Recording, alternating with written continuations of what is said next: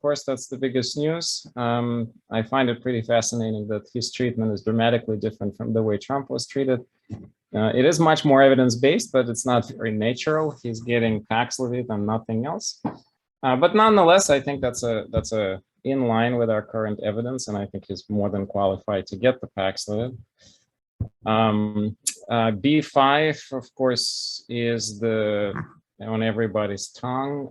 As I think I mentioned that last time, unfortunately, neither prior infections or the vaccine seemingly stopping it, and we are seeing slow uptick in the admissions in the hospital. It's very small, but it's probably simply due to the fact that the sheer volume of cases is high. So we are seeing occasional patients who are at multiple immune compromised patients, etc., who are getting admitted for complications, maybe even unrelated to the COVID. So it's just a sheer volume links to the admission rates. Beyond that, I think I don't have updates on what to do about should you get the fourth booster if you haven't gotten it yet.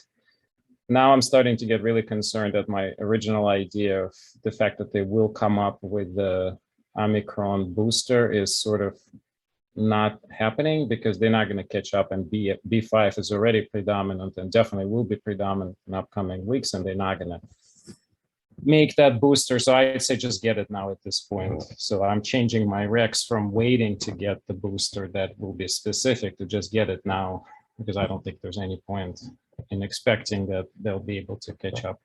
So to my surprise, as you know, Novavax looks like getting approved.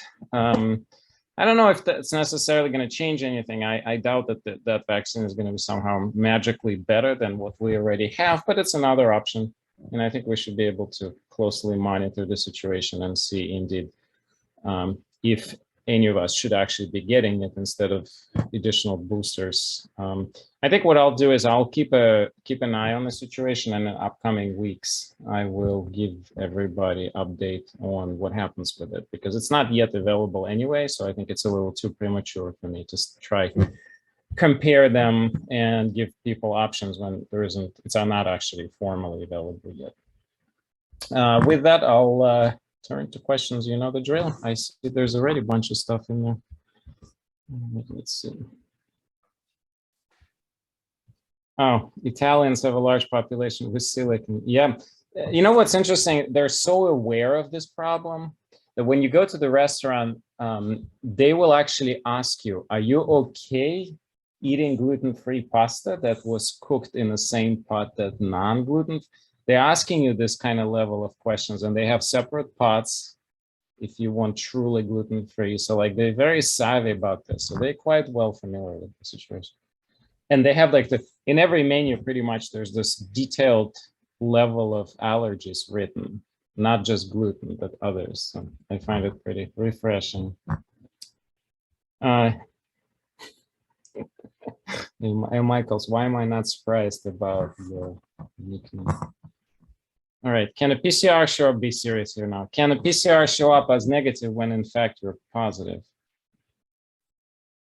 You're talking about the standard test, right? I'm not sure what the PCR means. PCR of what? Of the saliva or the blood?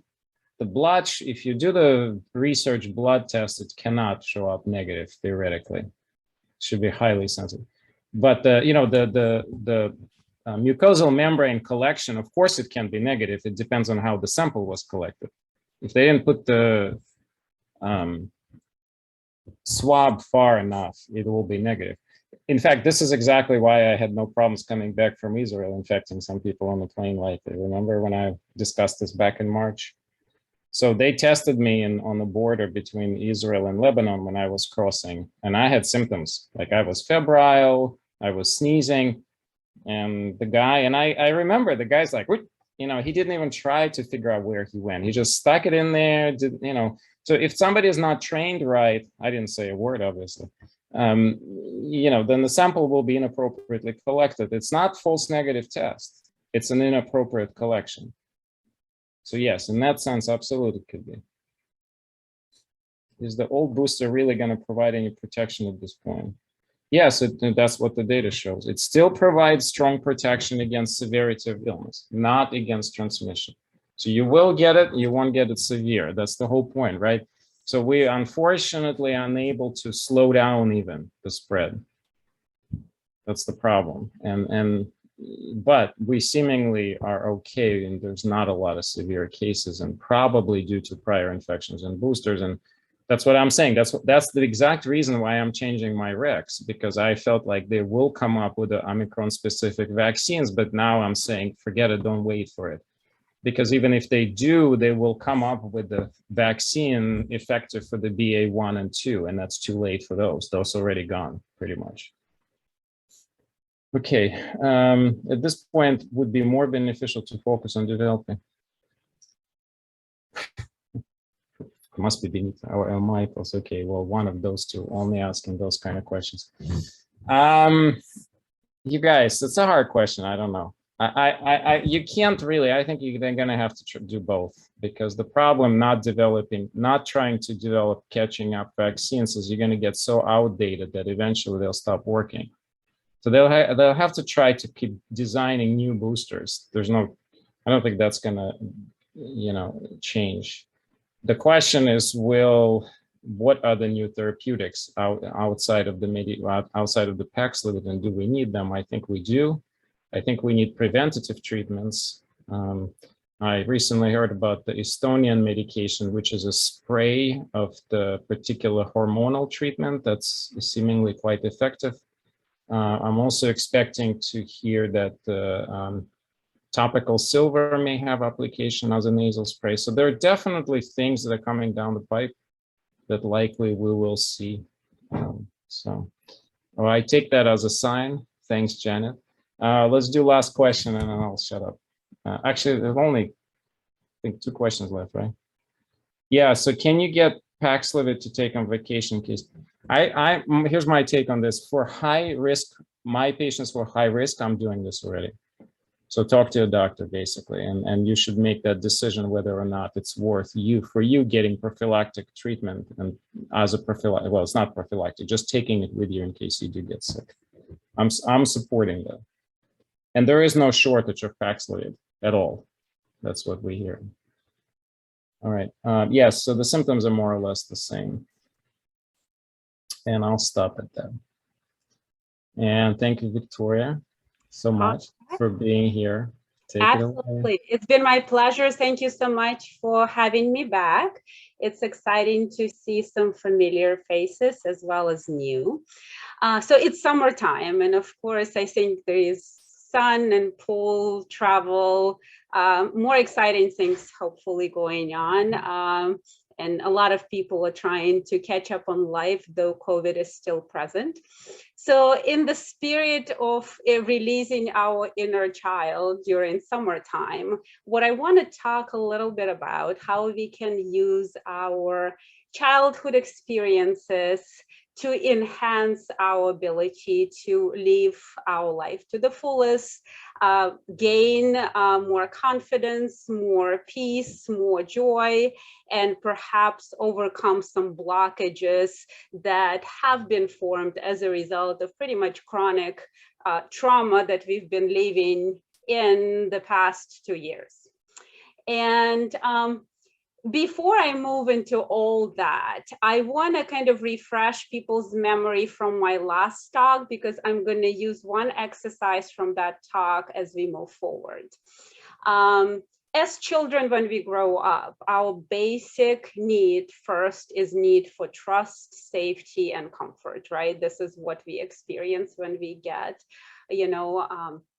positive reinforcement from our parents, warm embrace, reassurance that we're going to receive what we need to be comfortable. And last time I've introduced what I call the butterfly hug. I'm not sure if any of you remember it, but this is a simple embrace that you give to yourself. And the trick here is just to keep your shoulders relaxed, making sure that it's comfortable, and you're really giving yourself this reassuring and soothing hug.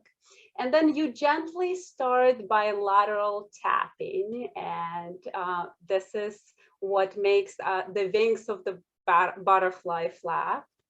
And you find your pace and the rhythm, and you can pair it up with light rocking movement, either side by side like this, or front and back, just like in a rocking chair.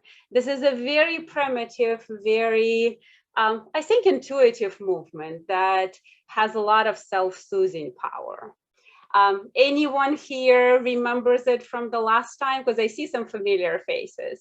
If you do, just holler, raise your hand, or say in the chat, I remember it.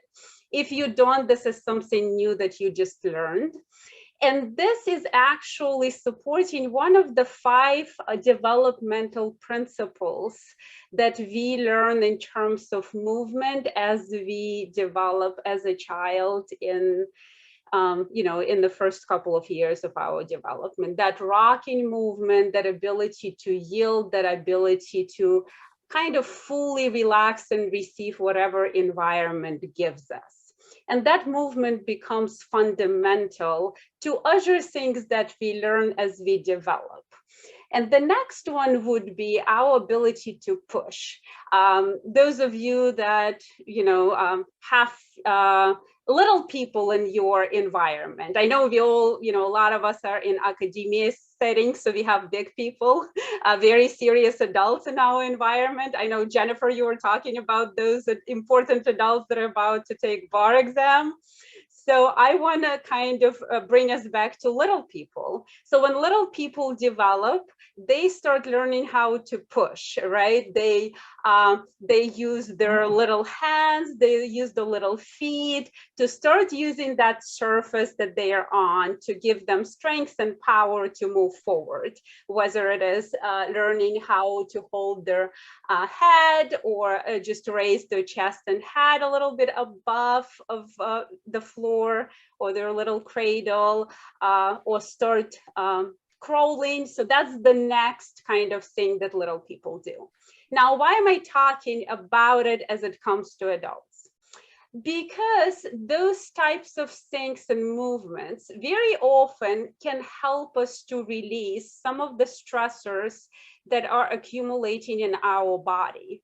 For example, I was just talking with one of the students about how, like, when I come into the room and I know I got to take a test, so I have a presentation, and everybody else is in that anxious, kind of restless mood, I absorb that energy and I don't know what to do with it because I don't need it. I need to be focused and centered. So we've talked about how with the simple dropping movement or like shaking movement, you can have that intuitive way of pushing that energy out of you, so you can truly gain what you need to focus and concentrate. So just keep that in mind, because again, developmentally, we learn how to do it as we were growing up. And we kind of sometimes forget that those movements we can use as adults to push things out of our way. Another way that blockage of too much of unwanted things our way can be manifested is clutter. I know in my life, whenever things start piling up emotionally, my desk starts piling up too. So does my house and a lot of other things. So I'm not sure if there are people for whom cleaning or reorganizing is therapeutic, but as you do that with a mindfulness and attentive kind of an intention, that you will realize that some emotions start settle down too, as you clear up your environment, as you organize your space, as you open up things that were cluttered before, to create windows of opportunity for other things to come your way. So we've talked about state of yield, which is relaxation. We talked about pushing and using the ground or the rootness that we have to give us that motivation and strength, and shake off things that we don't need. The next thing that kids do is reaching out.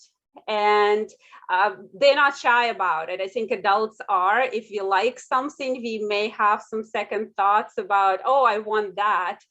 But kids are not. They're just reaching out to the things that they like. They're grasping it and pulling it to themselves.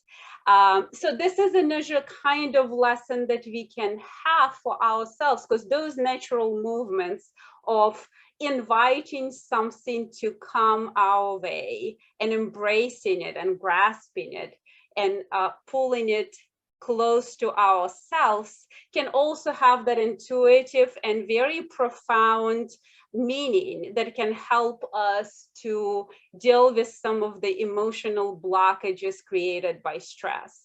I know our previous speakers, and we had quite a bit, did a lot of things like yoga, qigong. I mean, we had a wide range of body-mind modalities where the invitation kind of movement that embraces what world gives us and kind of pushing it down so it comes to us and feels us is present. So that's something that you can do.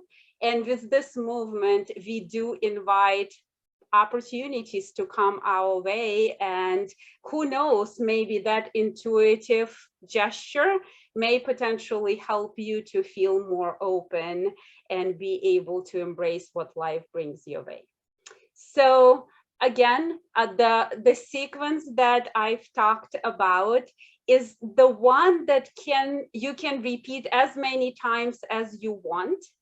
And the beauty of this sequence that, again, it's very intuitive and feels natural. So you come from being grounded in what you have as your roots. You push to give yourself motivation and strength and resources. You reach out to what you want, you grasp it, and you pull it close to yourself. With that sequence, I want to try to do something with you guys, and I want you to remember that butterfly hug exercise that I started with, okay? Because we're going to use it. I'm going to put up some relaxing music, and I want you to find a comfortable position. You don't have to, you can turn off your camera. I don't need to see you if you need to lay down on the floor, or if you want to, you know, change positions to make yourself comfortable, please do. So what I'm going to do with you is called tree meditation. And though the name of it is not too sophisticated and very straightforward, I hope it will help you to find that yield and that relaxation and rootness that you can bring with you today. And hopefully that will help you to have a good, productive day moving forward. So give me 1 second. I'm going to pull up my music and share my screen. Right. Here we go. All right. Just let me.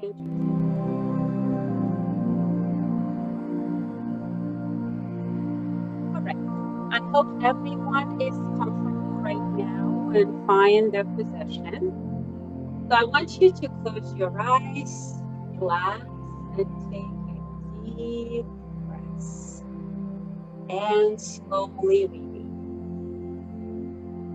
And do it again. Deep breath. Inhale and slowly release.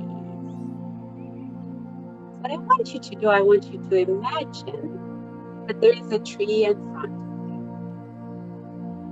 And I would like you to look at the tree and imagine as vivid as possible how tall that tree is, what kind of tree that is. Is this a standalone tree, or there are other trees around? Maybe there's some birds or animals that are around the tree. Maybe there are people that are walking around, or maybe you're alone in the shade of the tree. And once you have it, and it is as vivid in your imagination as possible, I want you to enter the tree and imagine yourself to become that tree. Now I want you to start feeling in your different body parts how that tree is. Let's go on the metaphor. Maybe your neck and your head and your hands to the crown of the tree. And if you want to raise your hands, if you want to move your neck or head, you can do that. Please feel free to go with whatever your body tells you to do. And then your torso, feel that it's becoming a trunk of the tree, strong and steady. And then your legs and your feet are going into the earth and becoming the roots of the tree and drawing all the beautiful resources of the earth into the tree. So as you are becoming that tree, I want you to focus on your breathing. And the way you're going to do it, on your inhale, you're going to pull the air in through your crown and through the leaves and branches into your trunk. And on the exhale, I want you to imagine pushing that air down through your trunk into your legs and your roots. So again, we are drawing the energy from the beautiful blue sky and the light breeze and leaves and branches into your trunk and pushing it down into your legs, roots of that tree. So I want you to do it a couple of times, and I want you to feel comfortable. Just a cycle of pulling and pushing energy that goes through. As you're doing that, I would like you to find a cue word that represents how you feel. It can be peace, calm, steady, rooted, whatever that is that you're feeling in the moment. And as that word crystallizes in your mind, I invite you to cross your hands in this beautiful butterfly hug that we learned in the beginning of this session and start gently tapping one by one. And if you want to add rocking to it, you can. If you don't want to, that's totally fine. So find your pace with tapping. Don't forget to breathe and focus on your cue words. And I'll tell you when to stop. And as you're doing it, feel your rootness and your connection to the earth. Feel how that pull and push of energy is filling you up.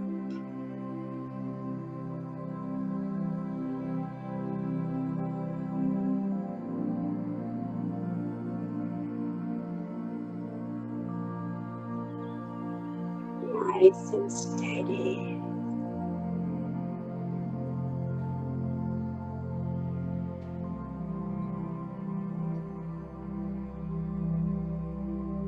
Feel what gives you that power, that strength to take with you into your day, to help you explore what world gives you with curiosity, conquer the obstacles, and move forward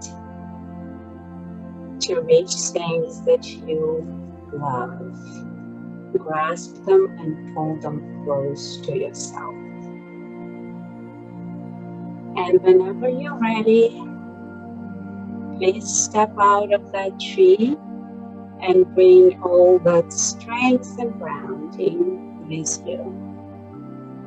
Slowly open your eyes and come back to me.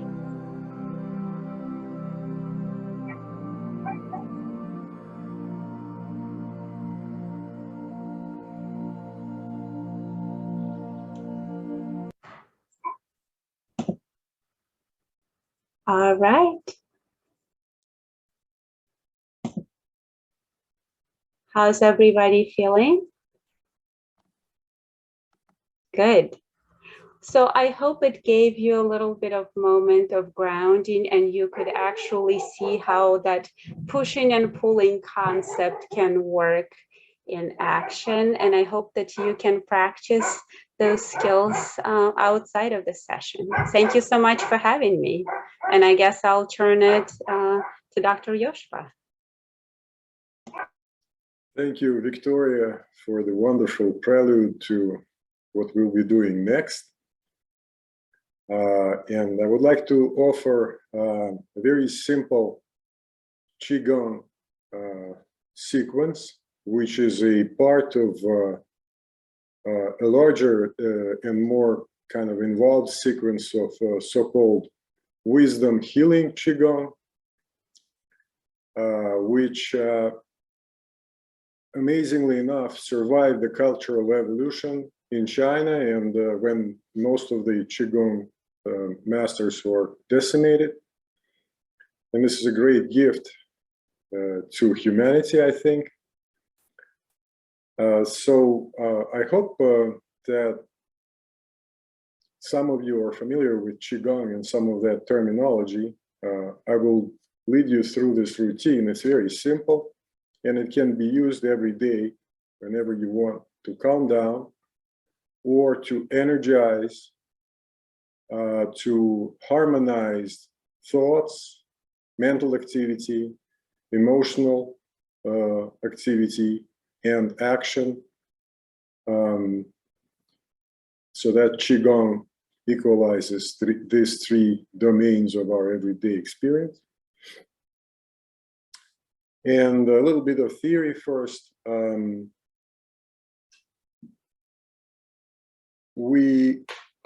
Qigong, we use three different energy centers. And I'll change right now chairs so you can see me better.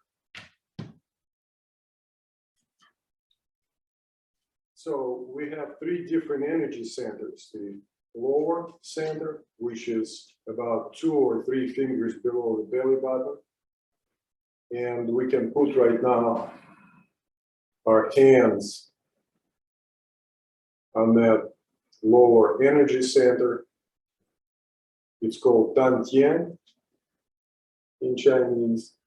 And gently caress that spot about 2 or 3 fingers below your navel.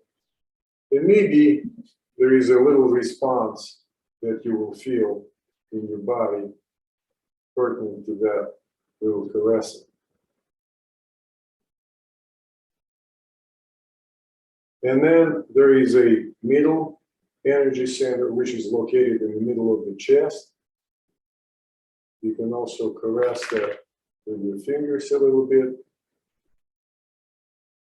and feel maybe a response in the body, somewhere deeper in the body.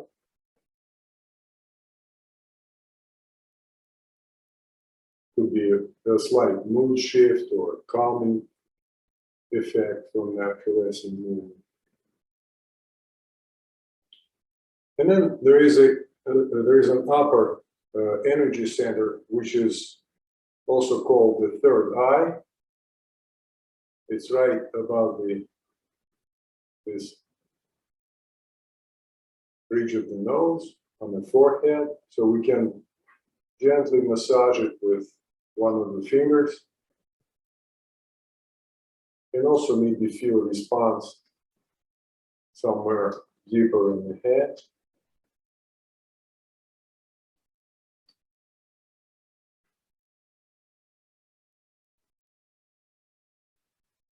And roughly speaking, these three energy centers correspond to our actions. Doing things is the lower energy center. Our emotions, feelings is the middle energy center. And our thoughts and our cognitive processing of the world, and that would be the upper energy center. It's somewhat of a simplification, but it'll do for now. So these three energy centers are connected by a central channel, it's called.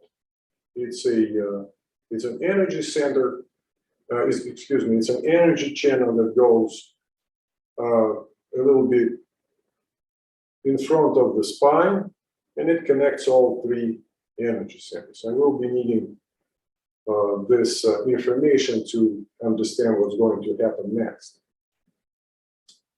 I would like to ask you right now to, you can close your eyes or you can keep your eyes open, examine your body. Look into your body deeply and just feel what is that state of the body that we are experiencing right at this very moment.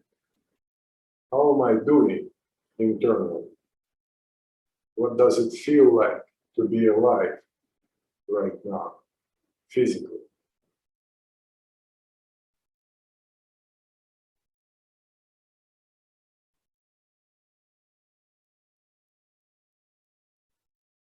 And then we will also become aware of the emotional state right now. What do I feel right now? How does it feel?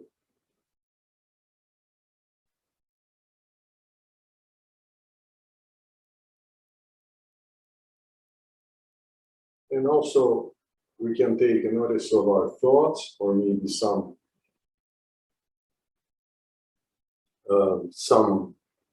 fantasies or some kind of images that go through our heads at this point, and just become aware of those as well.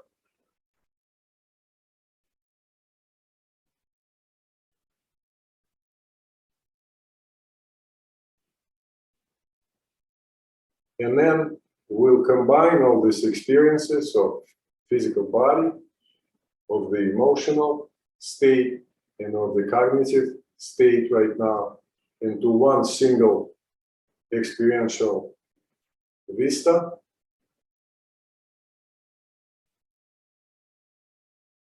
And take like an inner photograph, inner snapshot of the state right now, just to remember it, because we'll use it later.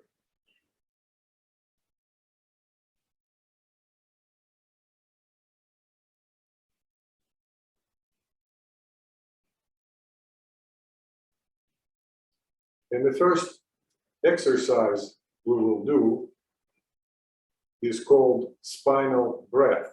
We'll be breathing with the spine.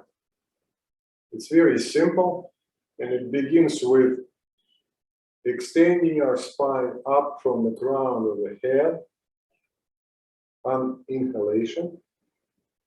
And then as we exhale, the spine just gently goes down.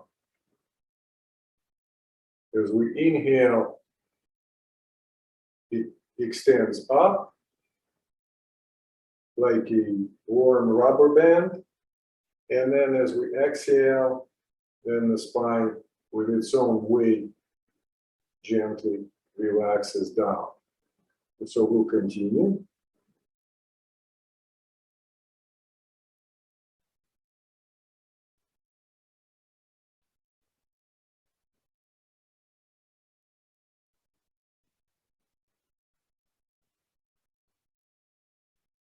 And as we're doing so,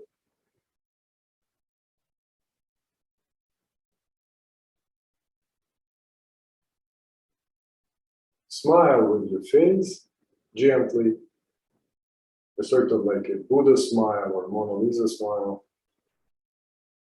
Smile with the entire body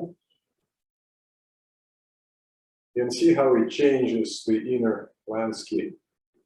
What happens when you smile like that?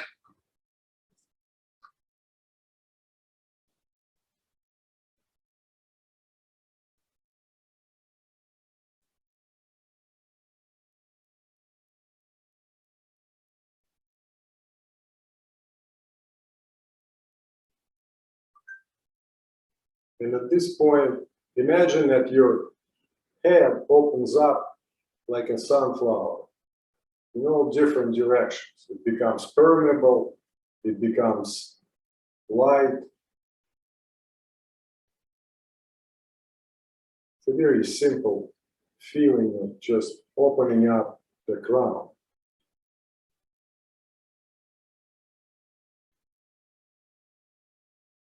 We keep our smiles going. And then, as we do this spinal breathing,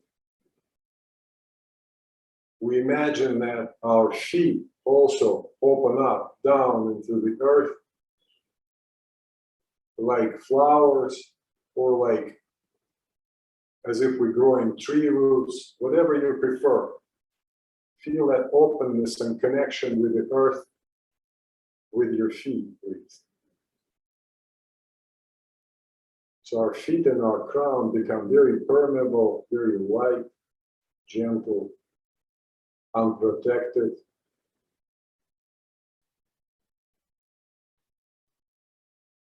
Relaxed.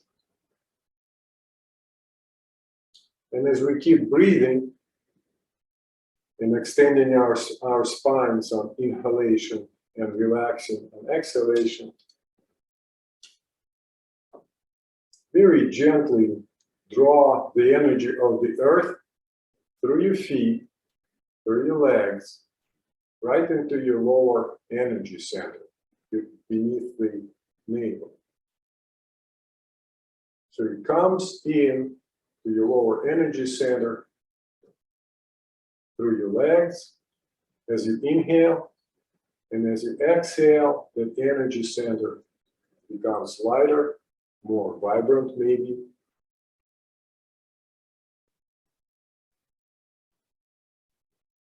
Maybe it'll start warming up. After you do it a few times, you'll feel something maybe. It's not guaranteed, because for some of us that are doing Qigong for the first time, it might be something very new. But we'll see what happens.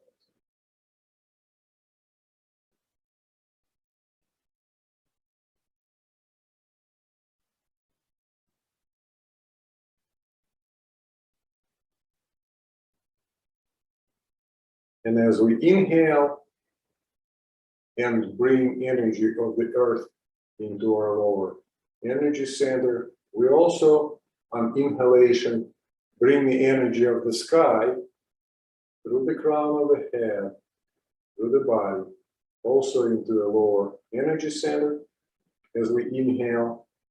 And as we exhale, these two energies mix, and the lower energy center becomes even more bright, transparent, joyful, warm, sparkling, vibrant, etc.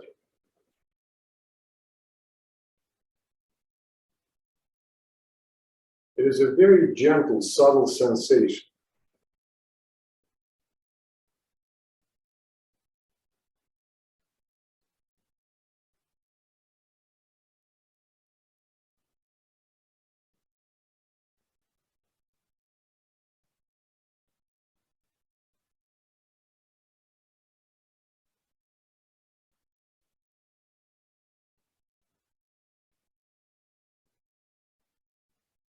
Don't forget to keep smiling. It's a little secret for Qigong.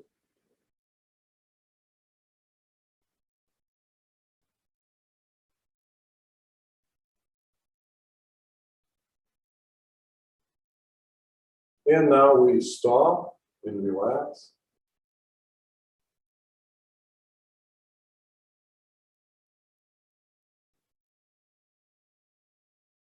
And if you feel the change in your body, emotions, and mental activity, comparing it to the inner snapshot we took in the beginning, just take a note of it. See what kind of change you feel right now.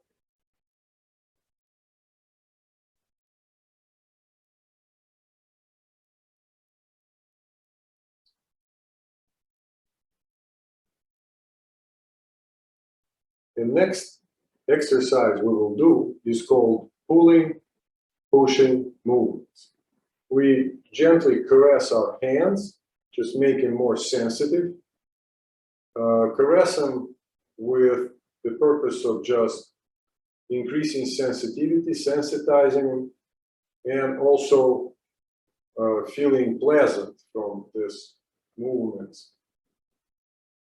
There is pleasure and sensitization that happens.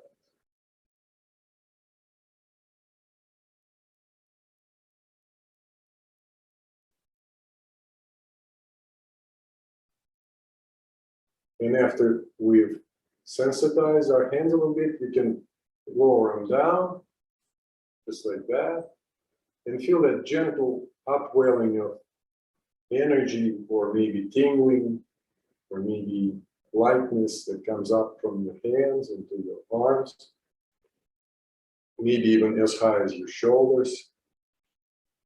Just feel that hands somehow got activated.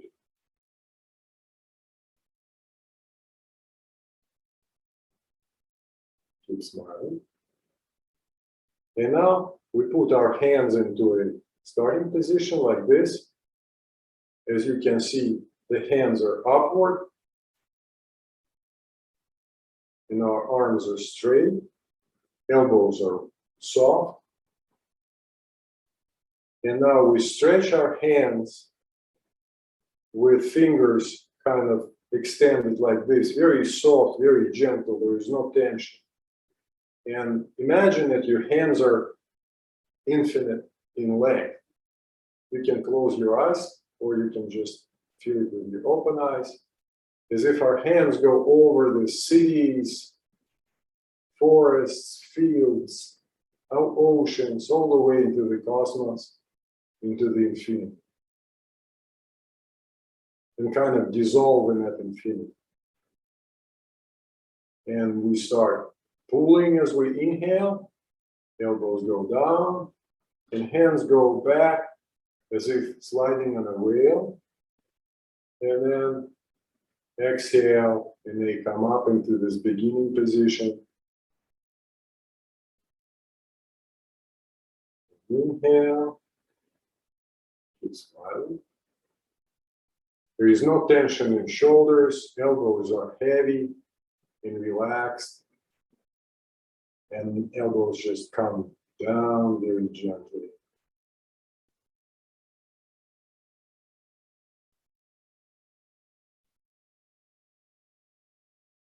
And as we inhale, we draw the energy from both sides through the fingers, through the hands.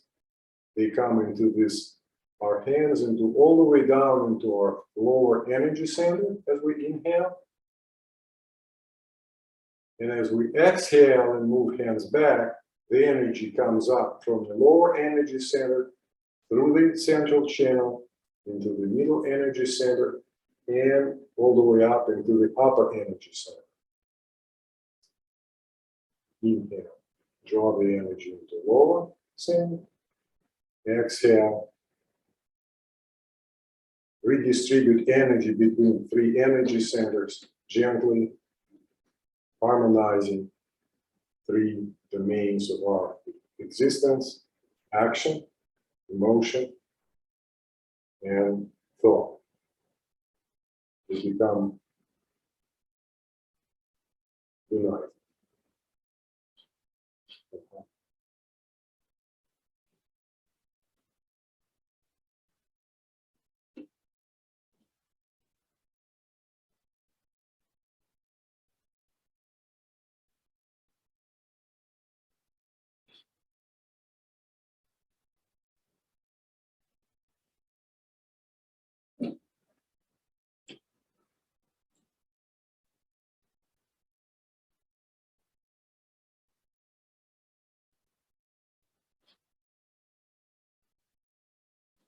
Then we lower our hands,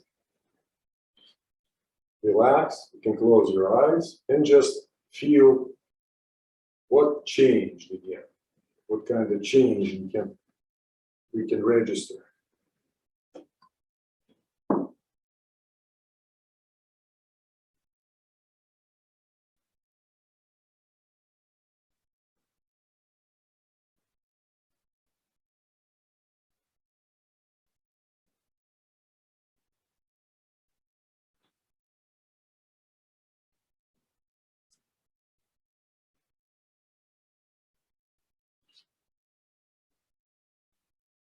And our third exercise is called the Chalice, the Goblet, or the Chalice. It's pretty simple. It resembles what Viktoriya gave us in a tree exercise, coincidentally so. And it begins like this. We just keep our hands horizontally with our palms down. We begin inhaling and draw some energy of the earth into our arms and hands. Then rotate upwards, draw some energy, keep inhaling, draw some energy of the sky,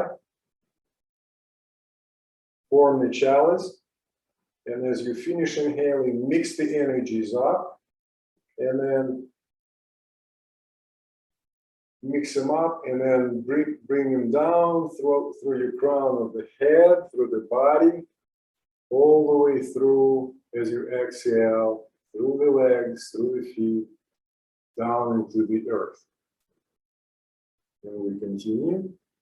Inhale, energy of the earth, energy of the sky, mix, and draw all the way down through the crown, through the body. Imagine that your hands are going inside the body, creating a subtle wave of energy all the way through the feet into the infinity of the earth. Then continue several times more. We'll do it.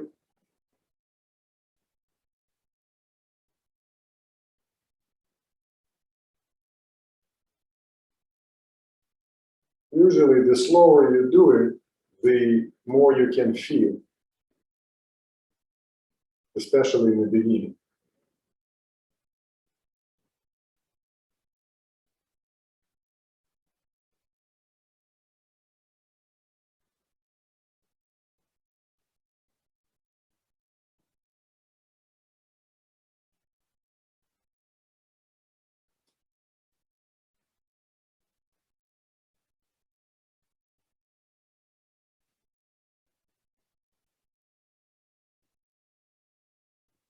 And again, relax, take a look inside, see what kind of changes occur, if any, take a note.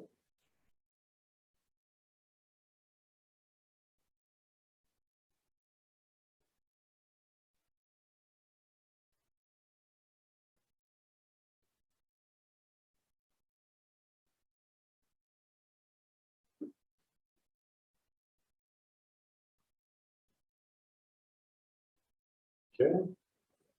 And the next exercise is called the fountain. First, you could lean forward just a tiny bit and feel like you're gathering the energy of the earth and drawing and bringing this energy of the earth through your feet, through your legs, through your body as you inhale.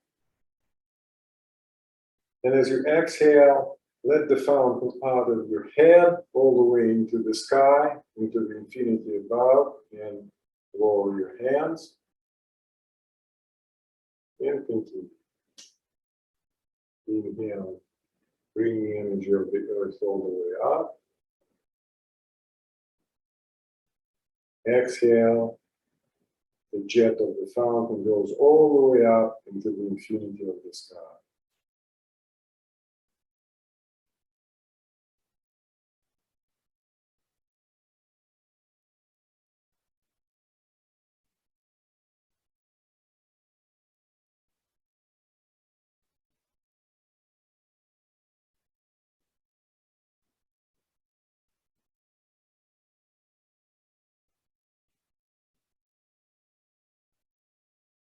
There's no tension in the body.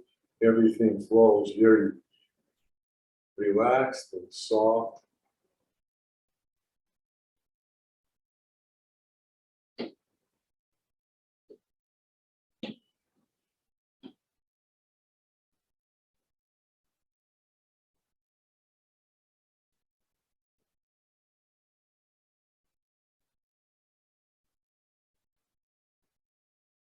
And we relax again and take a note of what changed.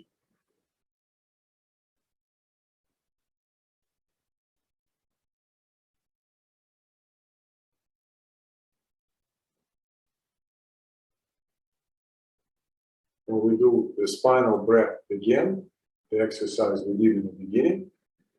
As we inhale and extend our spine upwards, we draw energy of the earth and energy of the sky all the way into the lower energy center. And as we exhale, the lower energy center becomes more vibrant, more happy, warmer, sparkling. Keep smiling.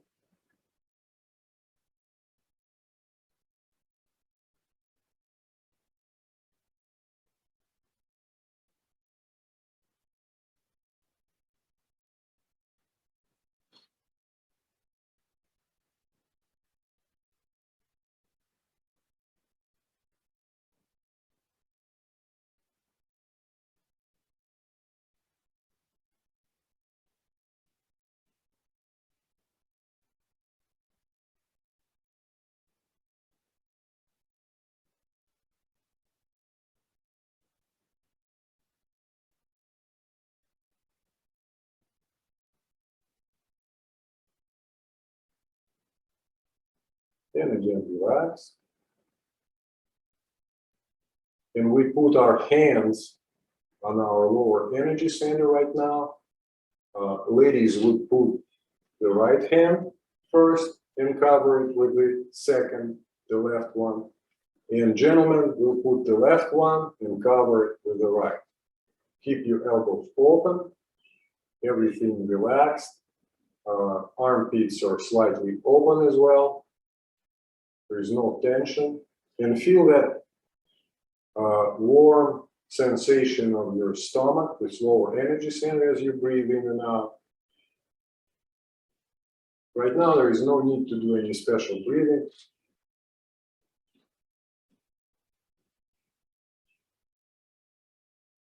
We'll just feel connection to the energy in the stomach area right now, in the belly.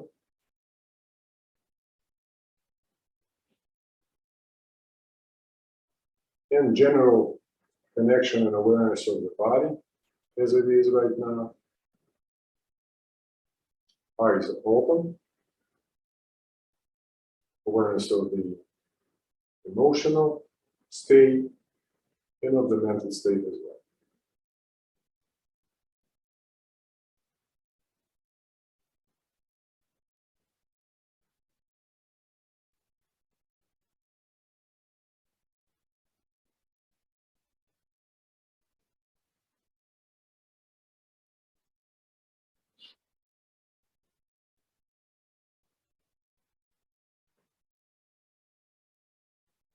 And now we can relax again.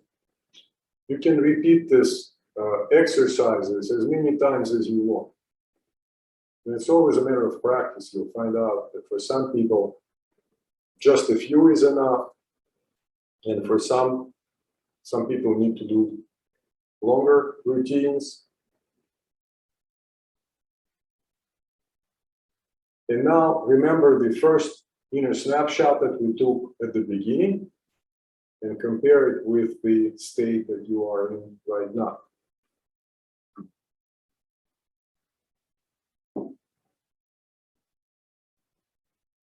And if you can say one or two words about the change, you can do so aloud.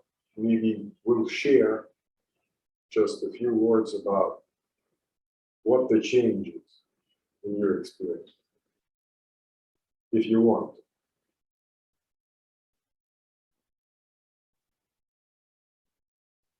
You can say it or write it if you wish.